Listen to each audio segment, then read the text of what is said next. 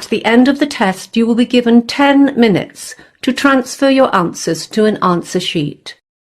Now turn to Section 1. Section 1. You will hear a telephone conversation between a representative of an Internet provider service and a man who wants to get a new password.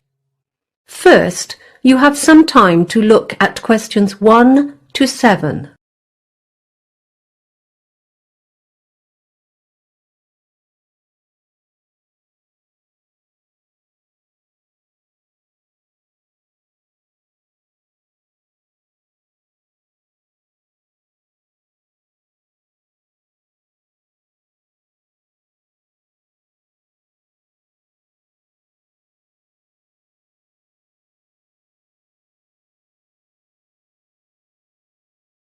Now we shall begin. You should answer the questions as you listen because you will not hear the recording a second time. Listen carefully and answer questions 1 to 7. Good evening, this is WebNet and you're speaking with Natasha. How can I assist you today? Hello, Natasha. I tried to log into my WebNet account yesterday and I realised I'd forgotten my password. Are you able to help me with that? Of course. What I'll need to do is ask you a few questions to check your identity, and then I'll issue you with a new password. Is that okay? No problem. Firstly, can I have your full name, please? Michael Simmons. S-I-M-M-O-N-S. I don't have a middle name. Great. And your date of birth? It's the 27th of the 3rd, 1988. Right. And I also need to know your previous address. I live at 12 Wake Street, and that's in... We have that as your current address. What was the address you registered with us before you moved there? Oh, yeah. I used to live at 319 Ocean Drive. That's in East Providence. I'll just need your contact phone number as well. That's 0492 48002. And just a few questions about your account. Do you know what your current data allowance is? I upgraded to the Gold account not long ago, so it's unlimited. Yes, unlimited data. Right, now can you just tell me about your payment plan? Which plan are you currently on? Do you know? Oh, hang on a minute while I think. Yes, I started off with a 12-month automatic renewal, but a few months ago I switched to the 24-month plan. That's fine. Now when you first registered for WebNet, you selected 2 secret questions and provided us with the answers. In order to issue you with a new password, I need you to answer those questions for me. Firstly, what is your mother's maiden name? My mother's name is Sarah. That's Sarah with an H. That sounds like her first name. We're looking for her maiden name. That's her family name before she was married. Oh, sorry, I misheard. It's, White. White as in the colour? Yes, that's right. Now, the other question you chose to answer, what was your first pet? The first pet I ever had? Yes. It was actually a goldfish. That's what it says on your file. OK, that's all done for you, Mr. Simmons. I've sent you a generic password, which should arrive in your email box within a few minutes. I'll just make a note of the date, 30th of June. When you log in, I suggest you go to the Members Details section on the website and change it to something you're going to remember. Wonderful, thanks. Before you hear the rest of the conversation, you have some time to look at questions 8 to 10.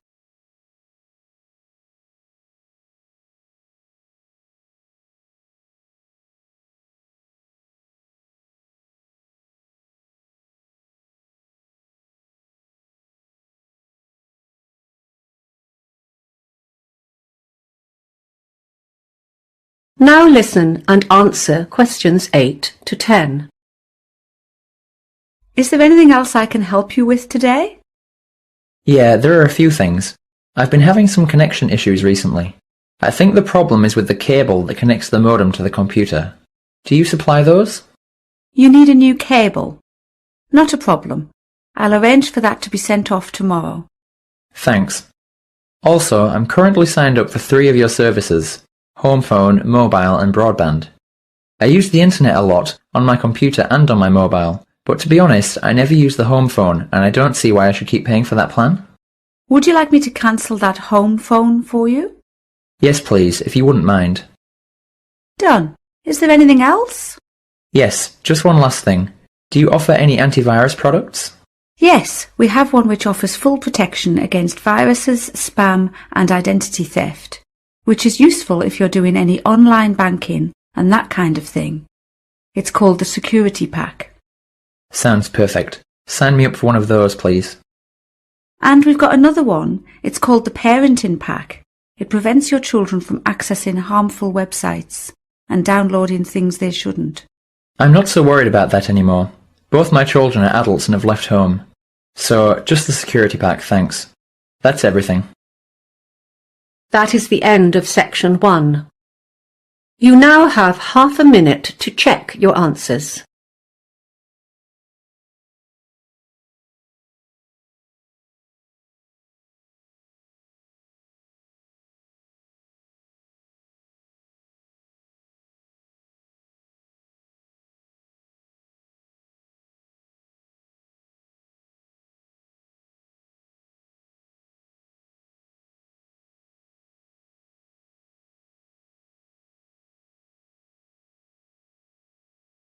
Now turn to section 2.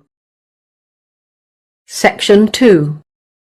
You will hear a man who owns a holiday home talking on the phone to a woman who has rented it. First, you have some time to look at questions 11 to 16.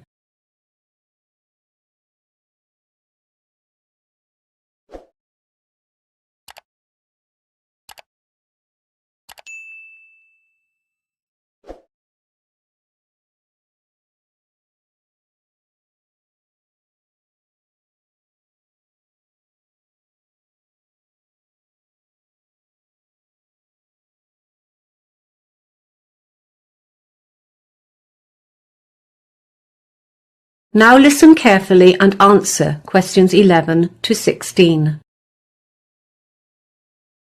Hello, Ron Smith speaking. Hi, this is Kayla Lawton.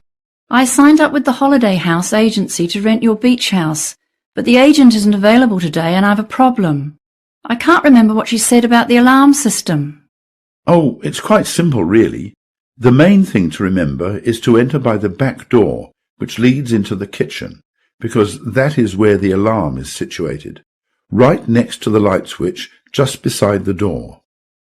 If you go through the front door into the living room, it will take you longer to reach the alarm, and you only have a few seconds to deactivate it. The code is 3498. Okay, I've got that. The agent will have given you the back and front door keys, but there are other keys that you may need for the garage, the laundry, and the little garden shed. You'll find them hanging on a hook inside the cupboard in the hallway, next to the hot water cupboard. The laundry room is outside, next to the garage. It should be kept locked, so please remember to return the key to the hook when you've done your washing. The last tenant lost it somewhere in the garden, and I had to have the lock replaced. There should be some laundry detergent for the washing machine next to the dishwashing liquid under the kitchen sink. Oh, now, about the linen. The sheets are already on the beds, and there are lots of towels at the house too. Of course, you'll want to enjoy that lovely, safe swimming beach as much as possible. You'll find a pile of beach towels in a basket on the washing machine. Feel free to take these to the beach with you. We have lots of them, and they're pretty old, so it doesn't matter if they get a bit dirty or sandy. There are other newer towels for use in the bathroom only.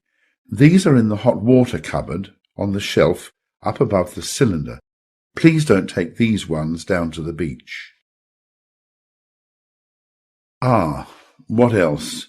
Oh yes, I should tell you that the electricity supply is generally reliable, but sometimes there are power surges which make a few light bulbs blow. If that happens, don't worry. There are spare light bulbs in a shoebox on the chest of drawers in the bedroom. That reminds me, the main power supply is switched off at the mains box, which is above the front door. The first thing to do when you arrive is to pull down the large lever It's clearly labelled Mains Switch. You don't need to touch any of the other switches. Thank you. Anything else? Before you hear the rest of the conversation, you have some time to look at questions 17 to 20.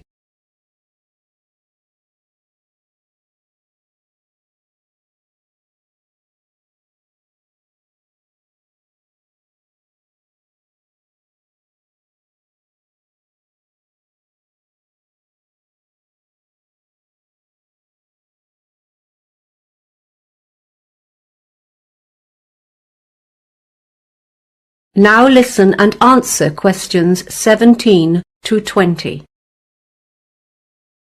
Oh, one more thing. Something that might interest you is a folder of local information. You know the sort of thing. Interesting places to visit, opening hours for the shops and services in the town, plus a little map of local walks. It's on top of the TV along with the remote control. Parking in the town is usually really easy, except for weekends, when the place is swamped with tourists, so I would recommend doing your shopping on weekdays. Oh, one thing though, if you want to combine a shopping expedition with a visit to the Early History Museum, you should know that it's not open on Mondays. There are lots of good places to eat in town too. You'll find a list of menus and takeaway prices for some of the more popular local cafes and restaurants. If you like Chinese, the Happy Dragon has excellent food, or I'd recommend the Pizzeria if you prefer Italian. They have a good selection of takeaway pasta and pizza as well. The Happy Dragon is a firm favourite with the locals though. Both restaurants deliver free of charge, but note the phone numbers have changed since the menus were printed. Phone 3231190 for pizza and 3239911 for Chinese. You won't be disappointed. Thanks a lot. I'll do that. That is the end of section 2. You now have half a minute to check your answers.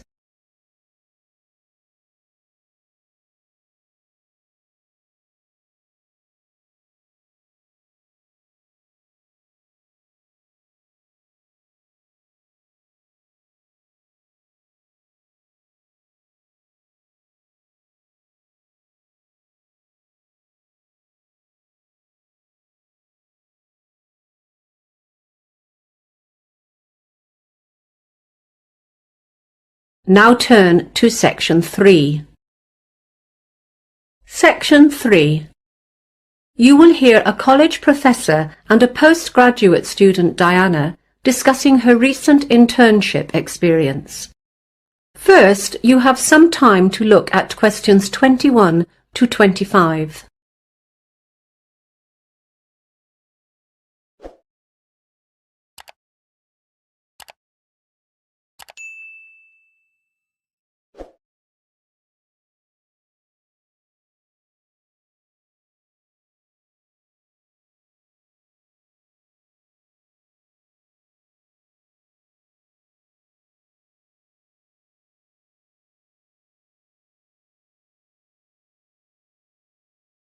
Now listen carefully and answer questions 21 to 25.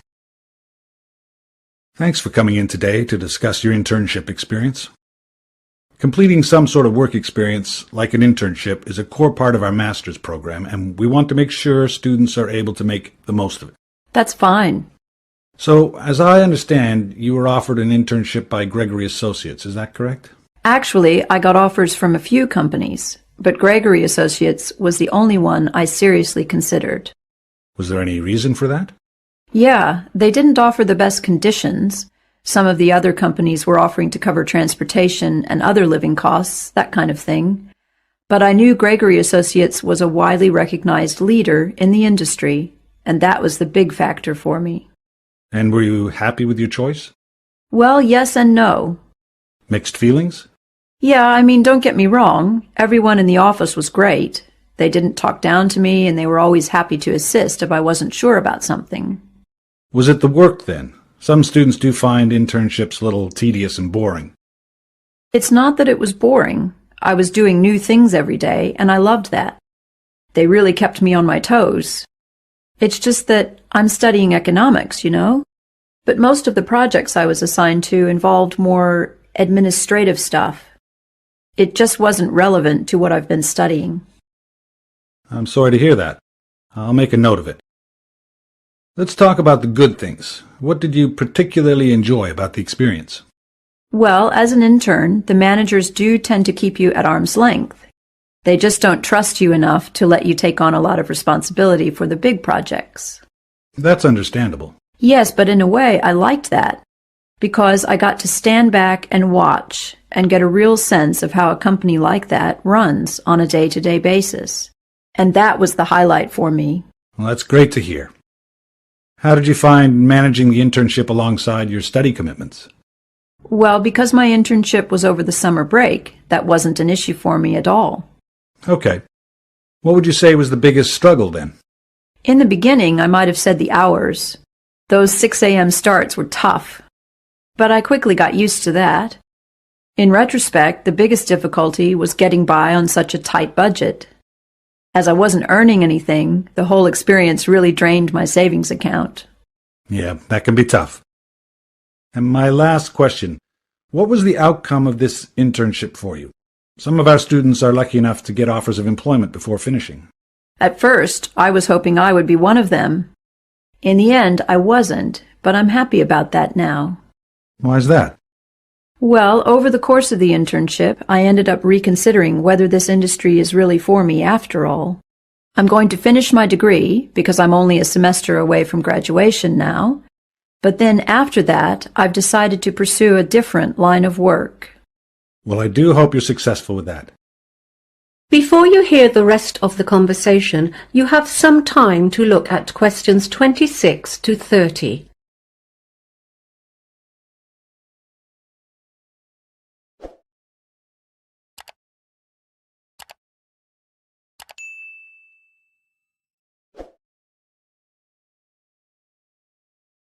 Now listen and answer questions 26 to 30. Now, we're putting together a step-by-step guide about the process for students who want to apply for internships, and we were wondering if you could help us with it. Sure. What would you say is the first step? Before they do anything else, students need to get their documents sorted. Companies need to see all sorts of things, such as reference letters and verified copies of academic transcripts. It can take time to get it all together, so applicants need to get onto this as soon as possible. Great. We'll put that down as number one. And then students should begin researching companies? Absolutely. They should look at a wide range of companies and the internships they offer. They really shouldn't limit themselves at that stage. It would be time-consuming to apply to them all, though. Yeah, so I think they need to weed out those positions they are not qualified for, or that don't meet their own needs and interests, and then put together a short list consisting only of those positions that are a good match. And then? Well, the next part is the applications, of course. I think the big mistake here is that some students just send the same cover letter and the same CV to each company, when in reality, every position is a little bit different. They really need to alter their applications so that they refer to the individual needs of each position. I'll make a note of that. And should students follow up on their applications? I think so. It's best to call each company. An email is too easy to ignore or delete. And not too soon either. A week after the applications have been submitted is probably ideal. So if they get an interview, what's next? Obviously, they need to prepare. For me, this included all sorts of things, like practicing my body language in front of the mirror and researching common interview questions online. Any tips for the interview itself? Most students are so obsessed with having the right answers, but I think the most important thing is actually to ask questions. It shows the employer that you are genuinely interested in their company and in the position. That's really helpful advice. Thanks for coming by today. No problem. That is the end of section 3. You now have half a minute to check your answers.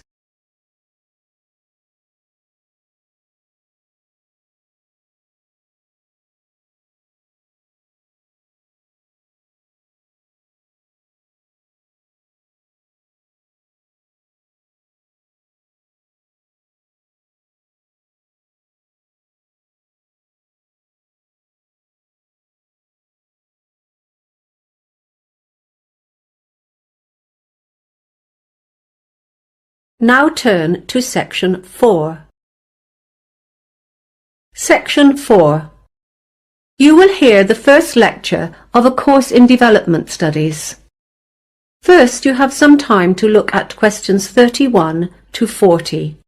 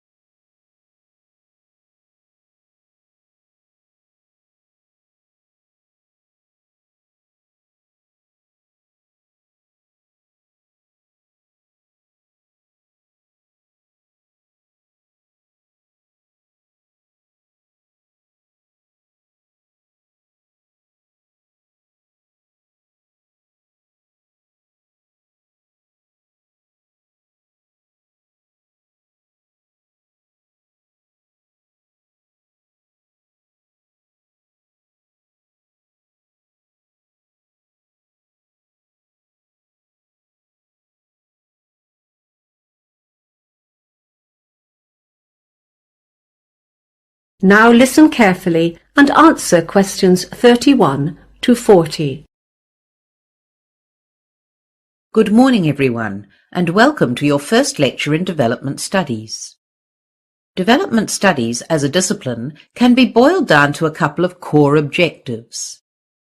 Basically, we are trying to understand how it is that societies experience particular kinds of change and how they progress as they develop.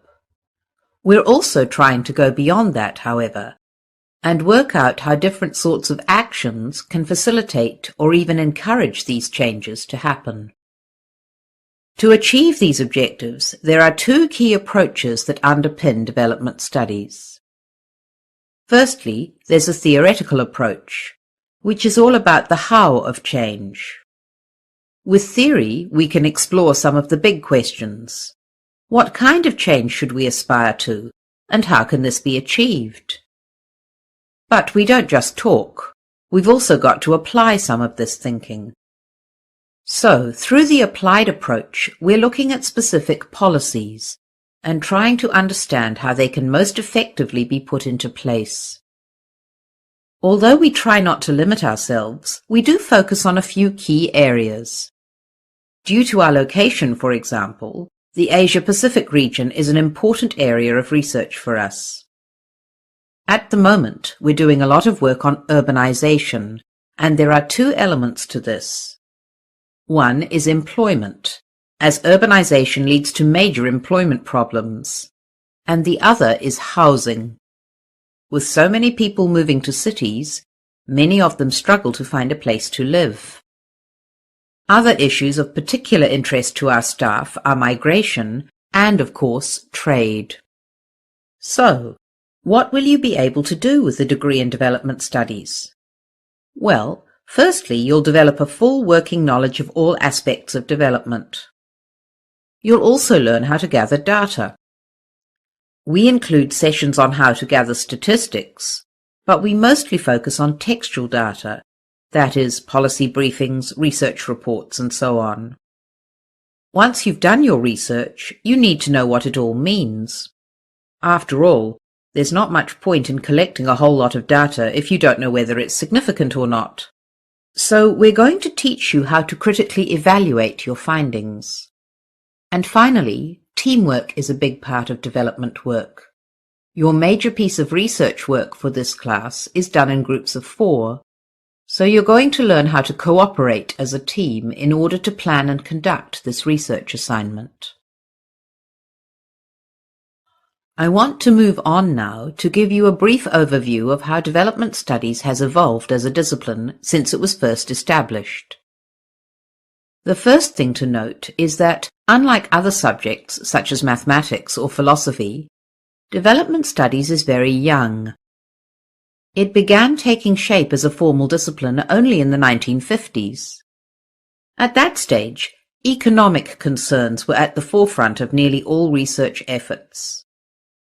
Researchers assumed that development in general could be measured by indicators such as gross domestic product, GDP, or unemployment levels. In the 1970s, a new set of scholars took charge. These researchers, informed by the social movements of the 1960s, brought a new set of issues to the table. At that time, development studies grew increasingly critical of established practices and the assumptions that lay behind those practices. Questions were raised in three areas: the role of power in creating policy, the importance of environmentally sustainable change, and problems with inequalities in terms of gender. From the 1980s onwards, the economy staged a comeback as a centerpiece of development practice. A key factor here was the reduced significance of national governments due to a number of market-led reforms in many countries around the world. In contrast to the 1950s, however, researchers have recently shown a heightened interest in smaller-scale economic projects. One significant innovation here is the idea of making tiny loans, sometimes only a few dollars, to help women in particular to start up a small business. And that brings us to today. So let's finish now by talking about... That is the end of section 4. You now have half a minute to check your answers.